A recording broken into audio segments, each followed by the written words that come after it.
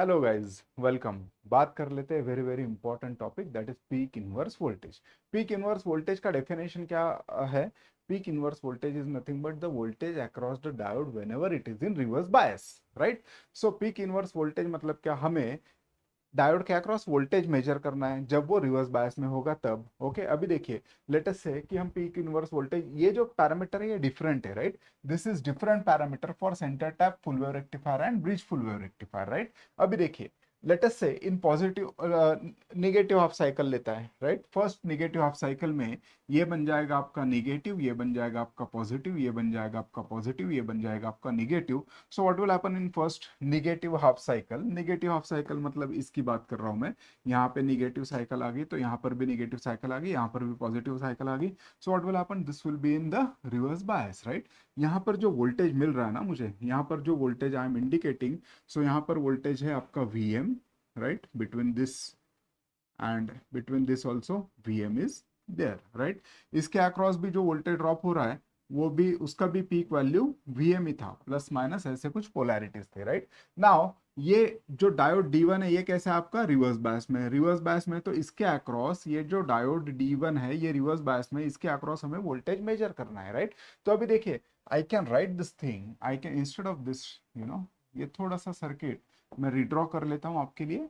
So now ये जो point था ये यहाँ पे कनेक्टेड था, so can I connect this point is the same point, so can I connect this point from here to here? Yes, right, this is connected. Okay, अभी इसके across voltage कितना है देखिए, तो इसके अक्रॉस वोल्टेज कितना है? सो दिस इज माइनस, ये Vm है, right? And again this is Vm, right? So this is Vm and this is Vm, so Vm plus Vm कितना हो गया यहाँ पर? यहाँ पर बन गया आपका plus minus 2 times Vm, right? So peak inverse voltage is mod of 2Vm, right? So this is equal to 2 times Vm. इसमें KVL कैसे अगर लगाएंगे तो आपको अच्छे तरीके से समझ में आ जाएगा कि कैसे आपको वोल्टेज मिल रहा है, right? Okay, so this is the voltage. Okay, ये वोल्टेज नहीं आएगा, yes, okay,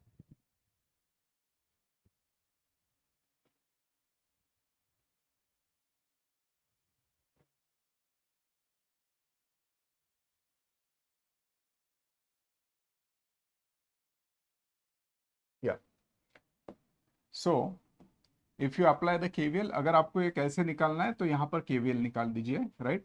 so I am applying KVL in loop number 1 by KVL in loop number 1, and that is, see here, plus to minus, minus Vm, right? Plus to minus, minus, let us say this is peak inverse voltage, plus to minus, again this is minus Vm is equal to 0. So peak inverse voltage is nothing but minus 2 times Vm. तो यहाँ पर आएगा minus, and I am taking the mod, hence the peak inverse voltage for center tap full wave rectifier is 2 times Vm, right? अगर आपको ये KVL वगैरह थोड़ा difficult लगता है समझने में, सो आप ध्यान में रख सकते हो सीधा, peak inverse voltage for centre tap full wave rectifier is 2 times Vm, right? Half wave rectifier में ये कितना था? हाफ वेव रेक्टिफायर में सिर्फ ये Vm था, राइट? और अभी देखते हैं ब्रिज फुल वेव रेक्टिफायर में भी इसका वैल्यू कितना आएगा, पीक इनवर्स वोल्टेज का value?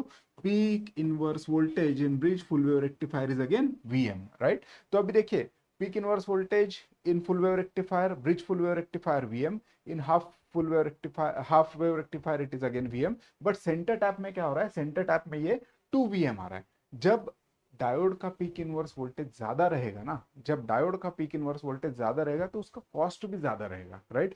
Hence the diode which we need to use in center tap full wave rectifier are costly as compared to the diodes which are used in bridge full wave rectifier and half wave rectifier. This is one of the important reason why we are not using this center tap full wave rectifier in our practical day-to-day life applications, right?